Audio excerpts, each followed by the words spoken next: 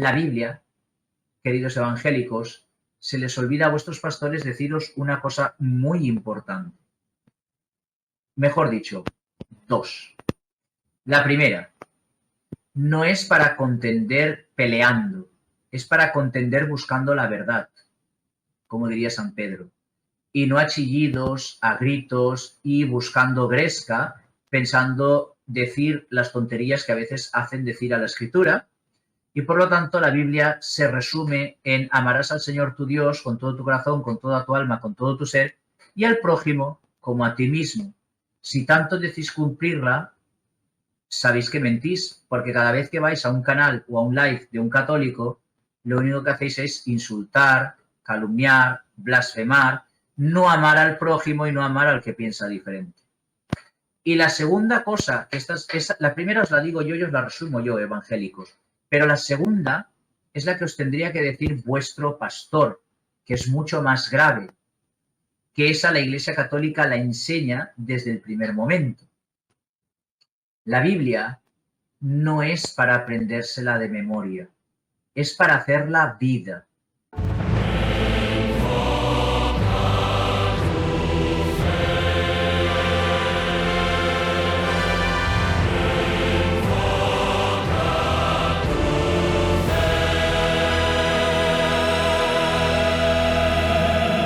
Padre, ¿cuáles serían una, dos o tres, las que usted vea o considere mejor, cuáles serían como esas dudas, preguntas, objeciones más fuertes que le han llegado a hacer o con las que se ha llegado a topar en este caminar apologético?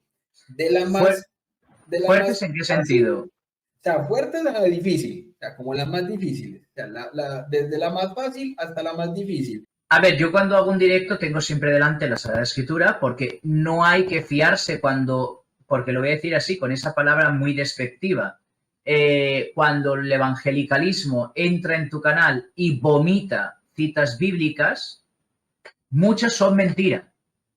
Muchas son mentira. Cuando te abrumen con textos bíblicos, detente uno por uno y no me digas el siguiente. ¿Lo buscas? Leámoslo. Dame el siguiente y verás como en vez de 20 citas que a veces se quedan en 2, porque ya saben que las otras serán mentira. Entonces, yo siempre tengo delante la Biblia, pero claro, cuando empiezan, porque claro, no tienes tiempo ni de tomar nota los que están escuchando, empiezan Éxodo 24, Salmo 115, Reyes no sé cuántos, no sé menos. Espera. Vamos a leerlo, sin prisa. Vamos a proclamar la palabra de Dios. El primer consejo es tener siempre delante la Escritura. Porque quien desconoce la Escritura, desconoce a Cristo, decía San Jerónimo Estridón. Entonces, hermanito separado, sin problema. Dime todas las citas bíblicas que quieras, pero vamos a leerlas. Vamos a comprobarlas. Porque, por ejemplo, una pregunta muy absurda es el unicitarismo. Que Dios va siendo uno, el Padre, el Hijo y el Espíritu, y van tomando forma conforme al momento o situación de la historia. Entonces, claro, ¿cómo es posible que niegues la Trinidad si tienes textos muy trinitarios? Por ejemplo, aquel de la carta de Juan, vamos a dejarlo porque van a decir es espúreo. Vale, lo dejamos. Es espúreo. Voy a darte el beneficio total de la duda. Es espúreo. Pero entonces explícame, ¿por qué en el Génesis dice hagamos? Explícame por qué en el bautismo de Jesús en el Jordán se escucha una voz. Está el Hijo en el agua y desciende el Espíritu Santo en forma de paloma. Los tres a la vez y los tres distintos. Explícame en el monte Tabor por qué se escucha una voz a la vez que está el Hijo mientras conversa con Moisés y Elías. Y lo ve Santiago, Pedro y Juan. Explícame el capítulo 17 del Evangelio de Juan. ¿A quién está rezando Jesús? Padre, te pido por estos. Padre, que sean como tú y yo somos. Es decir, ¿cómo es posible que en la ascensión Jesús sea también el Espíritu Santo, según los unicitarios, cuando el mismo Jesús dice, conviene que yo me vaya para que el Padre os envíe al defensor. Leches, ¿no será más fácil que digan, esperaros, tranquilos, me subo arriba y ahora bajaré en forma de paloma, en forma de Espíritu Santo? No. Es decir, el unicitarismo es algo totalmente absurdo, absurdo bíblicamente hablando. Y de hecho, si lo queréis desmontar de esa manera, ahí tenéis esos argumentos válidos, lícitos y bíblicos, simple y llanamente bíblicos. Pero es que la palabra Trinidad no está en la Biblia. Ya, ¿y? Tampoco está la palabra Biblia, tampoco está la palabra evangélico, tampoco está la palabra pentecostal. No, hay un evangelio, hay un pentecostés, y en cambio en Hechos 9:31 sí que habla de que la Catholicos Ecclesiam iba creciendo. Entonces, ni todo está en la Biblia, ni todo nace de la ciencia infusa, sino que la tradición con el magisterio crearon la tradición escrita, que es la Sagrada Escritura.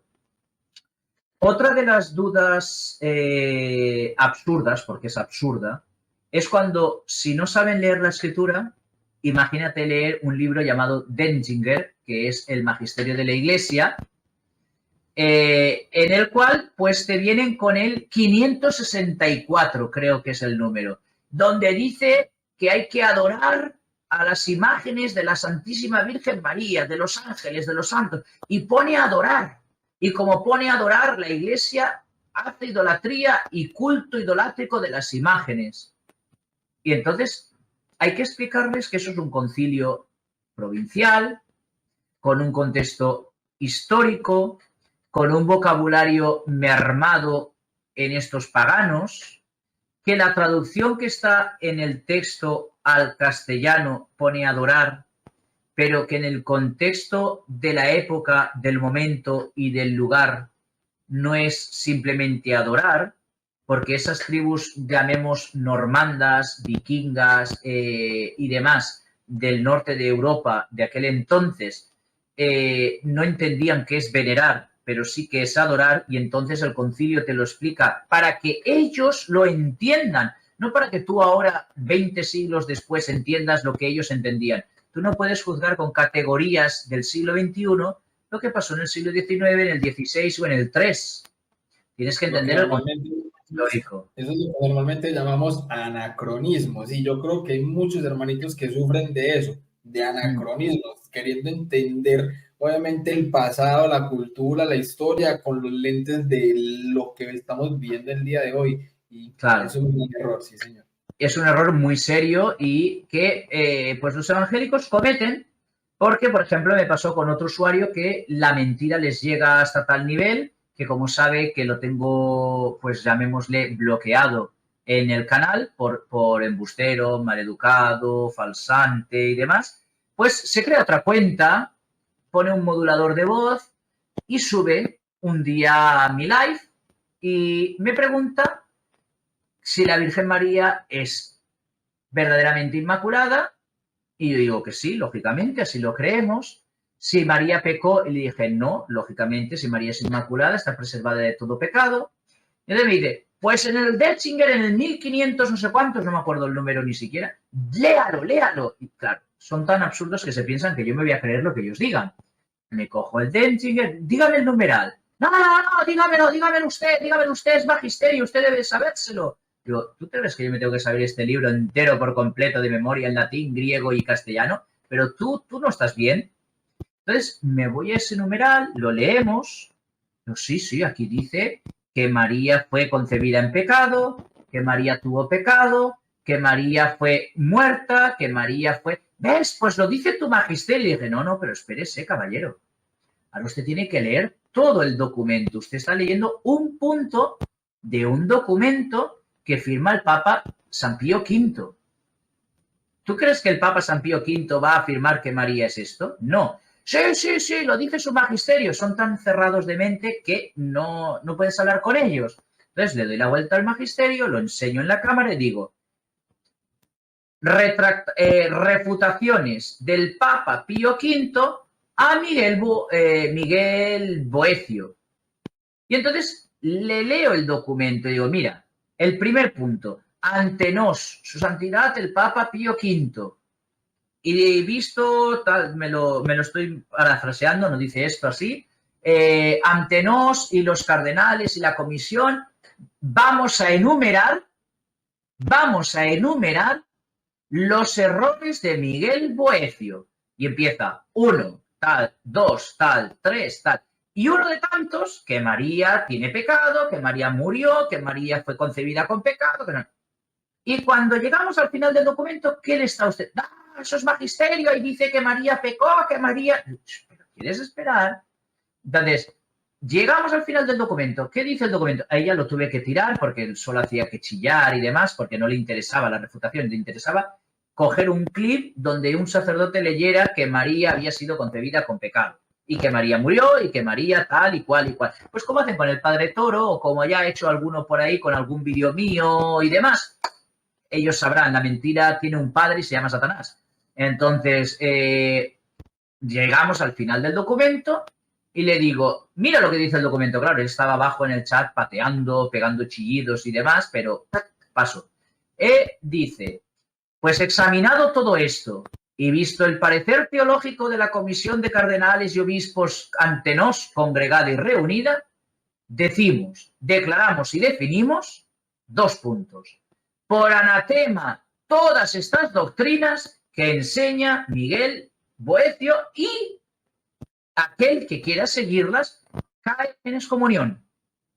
Entonces, caballero, el magisterio no afirma lo que usted quiere que afirme, sino que combate lo que tú quieres que sea verdad.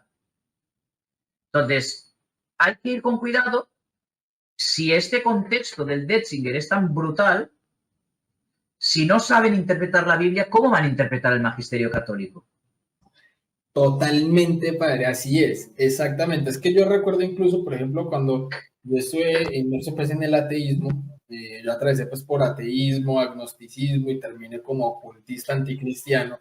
Y en ese lapso de tiempo, padre, yo me leí la Biblia 3 veces para poder atacar el cristianismo, para poder atacar a los creyentes. Y en ese orden de ideas, por ejemplo, yo recuerdo que yo utilizaba Sabiduría 2.2 para decirle a los creyentes, mira que la Biblia dice que venimos de la nada, que venimos del azar.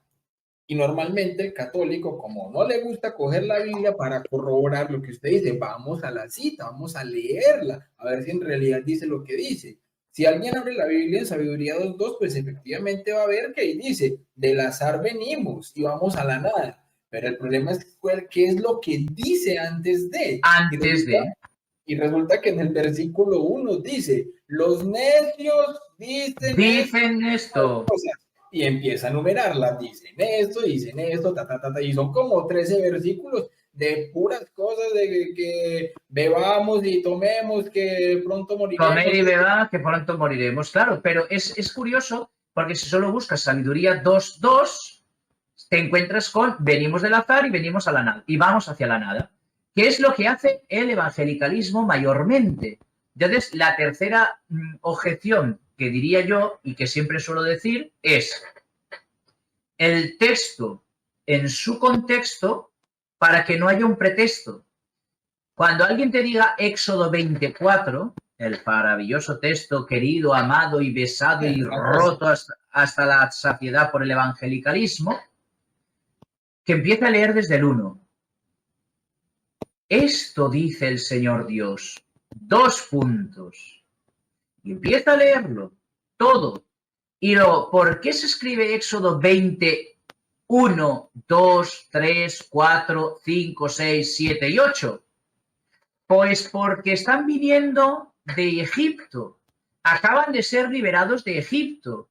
Y como acaban de ser liberados de Egipto, donde cualquier pájaro con cuerpo de hombre, cualquier lobo con cuerpo de hombre, donde cualquier hombre con cabeza de serpiente, donde cualquier cosa extraña lo deificaban e incluso el faraón era un dios, pues por eso dice Éxodo 24, no te harás imagen de Dios de lo que hay en lo arriba, de lo que hay abajo, de lo que hay en la tierra, porque uno solo es tu Señor. Claro que lo sabemos que uno solo es nuestro Señor. Y claro que sabemos que ni son los pájaros, ni las serpientes, ni los lobos, ni esto ni lo otro, que tenían en Egipto, que tenían ese contexto desastroso de un panteísmo brutal.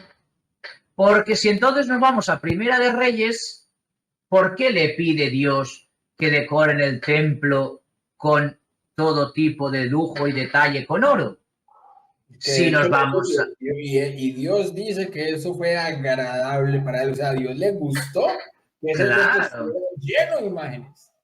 Que ya no hablo del bastón de la serpiente de Moisés, porque ese luego se destruye porque acaba habiendo una especie de idolatría.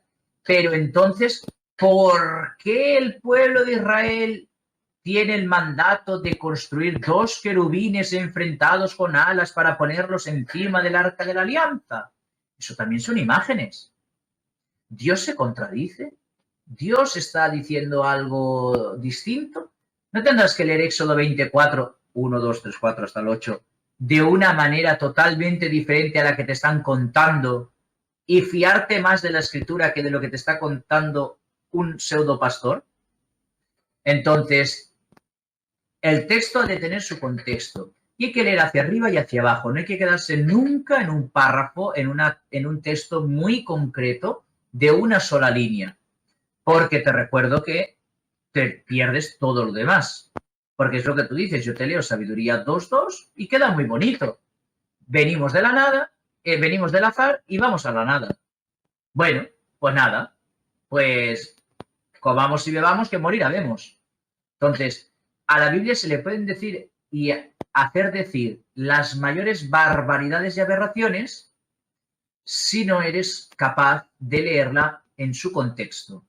Y los que la interpretaron ya, porque la interpretaron antes de que ella misma estuviera concluida, porque tenían sus relatos, sus textos, sus cartas, son los apóstoles, son los discípulos de los apóstoles y es la patrología, la patrística. No hay más, porque en cuanto muere San Juan Damasceno, allá por el año 600 poco, ya entramos a la Edad Media de la teología, entramos a los místicos, entramos a otras cosas, pero ya la Biblia había sido interpretada y no nos salimos de esa interpretación de los santos padres. El último santo padre por el lado oriental es San Juan Damasceno, el último padre occidental por la parte hispana y demás es San Isidoro de Sevilla y punto. No hay más interpretación de la escritura. La Iglesia lo que ha ido haciendo a lo largo de los otros 1400 años después de la muerte de San Juan Damasceno y San Isidoro de Sevilla es traer a la actualidad como la vivieron, la actualizaron y la creyeron estos hombres y mujeres a lo largo de la historia, porque no hay más interpretación que la que la Iglesia recibió por mandato de Cristo. Entonces, no hay que dejarse abrumar por citas, no hay que dejarse abrumar por textos y no hay que tener miedo. Yo a veces cuando sube a alguien les digo, soy falible, me equivoco, no tengo las respuestas a todo.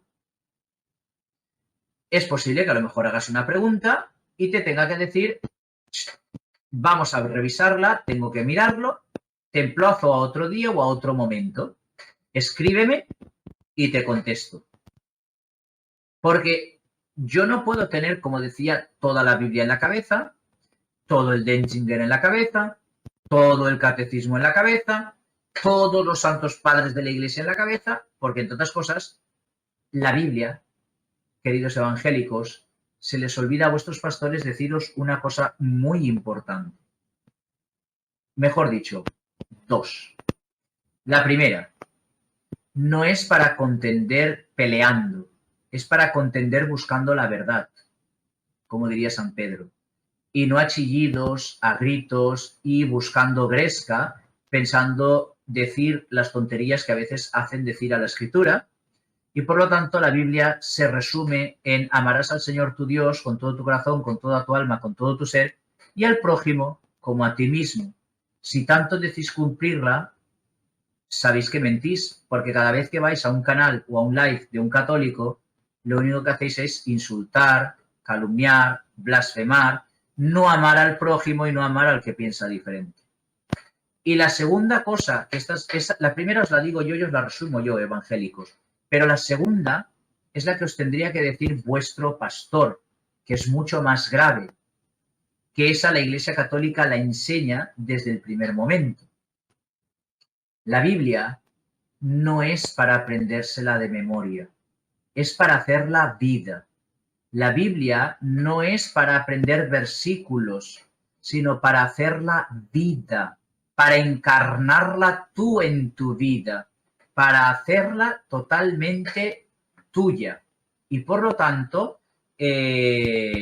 no es como hizo Satanás en el desierto con Jesús para soltar versículos y provocar a Dios, sino para leerla y como María, meditarla, guardarla en el corazón por obra. Si no, lo que tú estás leyendo no es a Cristo. Estás leyendo un libro con letras muy bonitas que mata, te esclaviza y no te va a hacer feliz ni te va a llevar al cielo. Excelente, padre. Qué buen consejo y reflexión, obviamente, no solamente para nosotros como católicos, sino para los hermanitos separados que puedan también llegar a ver esta entrevista. Si de pronto alguno la está viendo en este momento o alguno que la haya ver más adelante. Antes de, mejor dicho, yo creo que es ahí donde aplica la frase que yo escuché hace tanto tiempo y que me parece que ha sido tan valiosa. O sea, a mí me ha servido en mi vida de una manera impresionante desde que la escuché, porque yo siempre he sido muy dado al tema de la soberbia. Pues todos tenemos obviamente nuestras batallas, ¿cierto? Y ahí me ha tocado batallarle fuertemente a la soberbia. Esa es una de las razones por las cuales, por ejemplo, yo todavía no he salido y espero todavía no hacerlo en debates públicos. No vale la pena a veces. Me dedico sí a la apologética, pero en una apologética en la que ayudo a mis hermanos católicos a formarse, y por eso el canal se llama Enfoca tu Fe, enseñanza y formación católica. Ya todo esto que he estudiado yo trato de transmitírselo también a mis hermanos, de traer amigos, sacerdotes, predicadores, apologistas, evangelizadores, también al canal para entrevistarlos y poder responder todo este tipo de preguntas. Creo que es una forma bonita de también hacer apologética. He tenido diálogos, sí, fuera de cámaras o por chat con algunos hermanos, y bueno, trato de hacerlo pues como de esta manera, pero yo sé que esa soberbia a mí también me ha impedido un poco llegar como a esos debates así, porque uno se conoce y sabe que de pronto se le sale, como dicen por ahí, se le sale el Saiyajin. Entonces, sí, claro. Entonces, es normal, es normal. Sí, exacto, totalmente. Entonces, por eso yo creo que la frase ahí fundamental es escucha para entender, no para responder. Claro, hay que entender, no para responder. Claro, y es para hacer la vida, es totalmente para hacer la vida y encarnar la escritura, ser otro Cristo en medio del mundo. Entonces, es lo que hay que entender.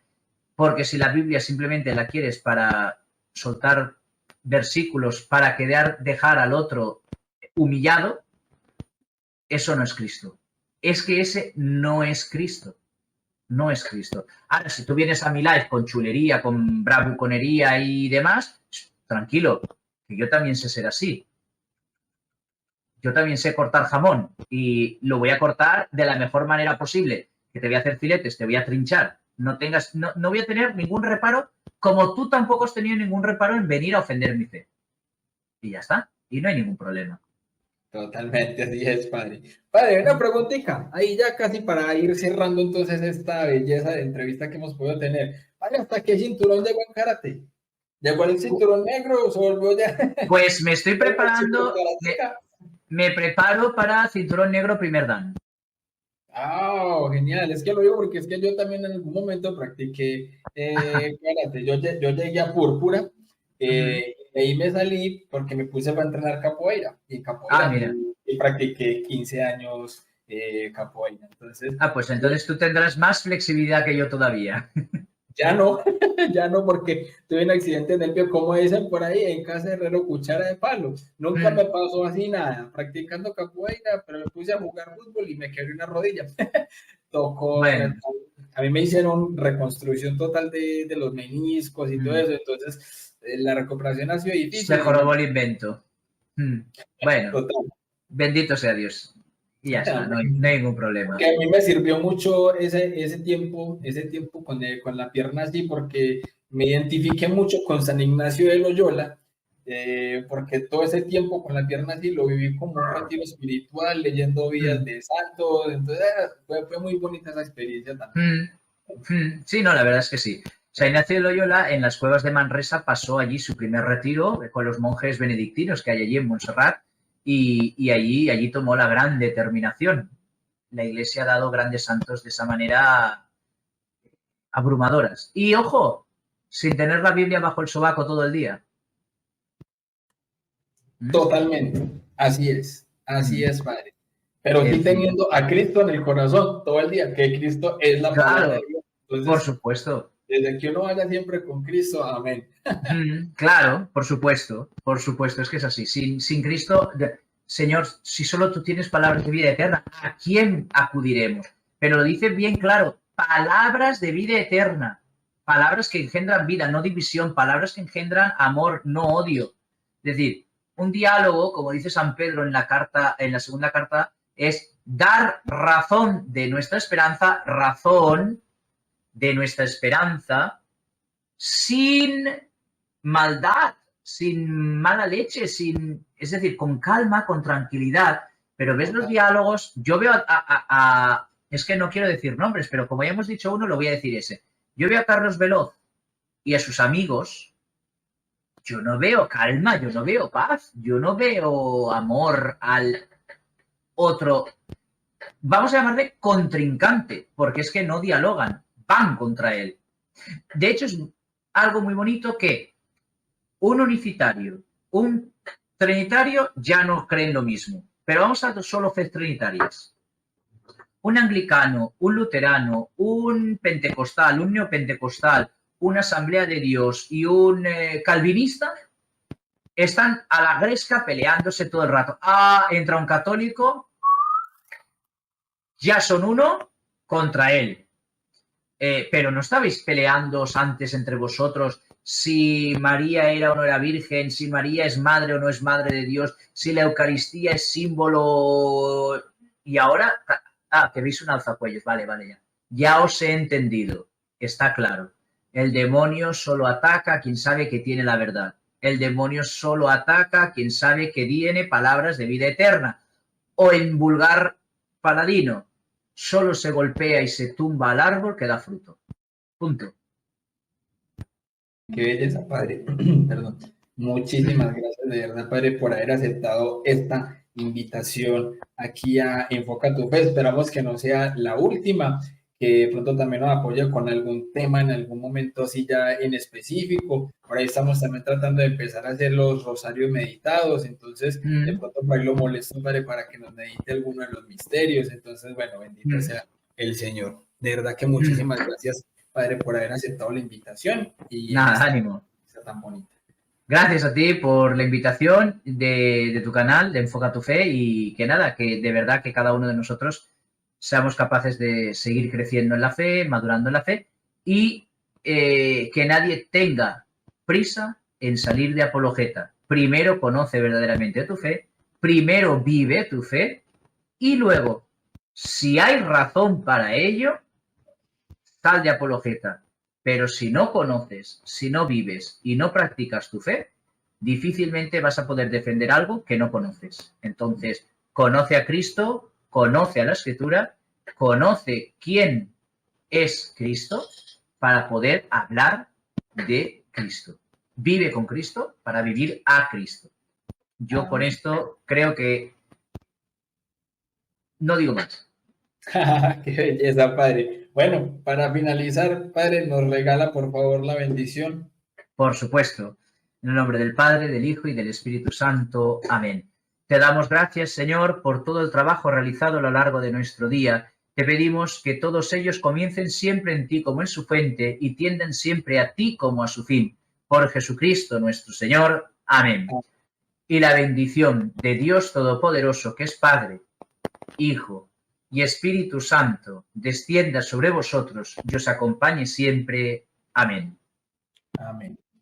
Bueno, muchísimas gracias, Padre, y muchísimas gracias a todas las personas que estuvieron presentes en esta transmisión especial con el Curateca. Y así como siempre me despido de la mano de mi gran amigo San Agustín, diciéndoles que nadie ama lo que no conoce. Dios los bendiga y que la Virgen los acompañe. Paz y bien. Bien.